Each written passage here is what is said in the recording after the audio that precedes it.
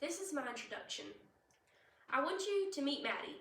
Maddie is 6 years old and she is in kindergarten at Eastern Elementary School. Now, if you were to teach Maddie last year, you would know that Maddie is such a great student. She loves her classmates and she has a strong drive for her academics. But this year, Maddie's teachers seemed to notice a change in her behavior.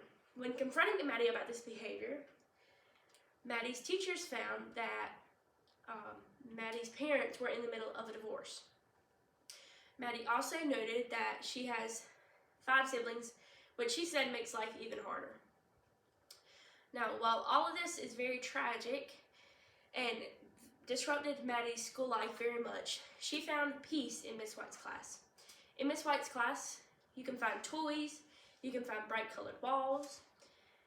Maddie found a very strong relationship with Patches, which is Miss White's guinea pig. But what I like most about Miss White's class is her quiet corner, where she'll send her students who need a mental break to a corner to let their emotions out, and then they'll send them back into the class to continue their activities with their classmates. While all of these things about Miss White's classroom are great, what made Maddie really love school, again, was Miss White. Miss White is one of the teachers who build very strong relationships with their students. She knows her students, she knows when they're having a bad day, and she knows why they're having a bad day. I'm Lindsay Bazemore, and I believe that early childhood teachers are some of the most influential people in a child's life. Today I would like to talk to you about a few examples of how you can help your students' mental health grow. The first is to make your classroom a welcoming environment. The second is to maintain your own mental health, and the third is to provide and promote good, strong relationships with your students. This is my body. The first example of how you can help promote your students' mental health is to provide a welcoming environment. This means you can paint your classroom bright colors, provide toys, you can even provide small gardens or even classroom pets. According to the National Association for the Education of Young People, research shows that children across ages find emotional support and comfort in relationships with animals. The benefits of experience with pets includes companionship, close bonding that supports health, mental health and wellness, therapy in times of loss, and development of caring relationships. This is why Maddie found Patches to be such a help with her mental health.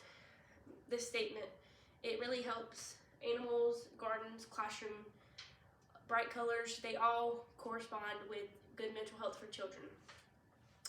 The second example of how you can help your students maintain good mental health is to make sure your own mental health is on the right track.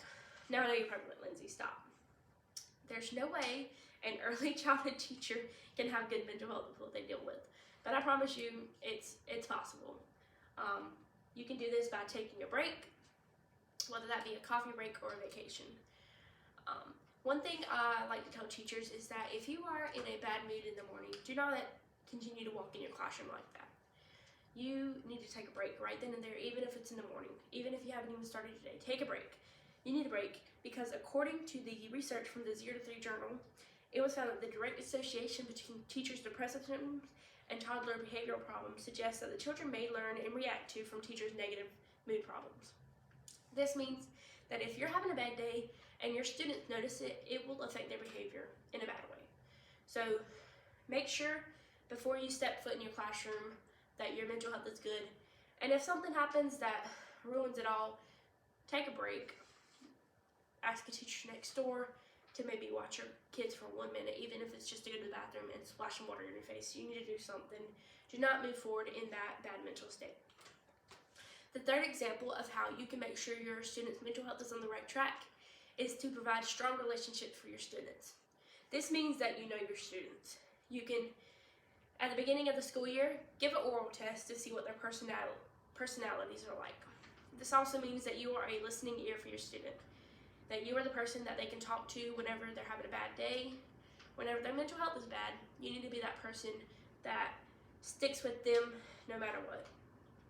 Another way you can provide strong relationships with your students is to have relationships with their parents. This means that you let the parents know what's going on at school. and the parents need to let you know what's going on at home. If we go back to Maddie's situation, there was no communication between the teachers and the parents, which provided a stronghold for Maddie that could have been easily prevented by communication. This is my conclusion. While there are many things a teacher can do to provide good emotional health in their students, I gave you 3 examples today. That being, you should provide your students with a welcoming environment. You should make sure your own mental health is good before stepping foot in your classroom. And you should also make sure that you are building strong relationships with your teachers.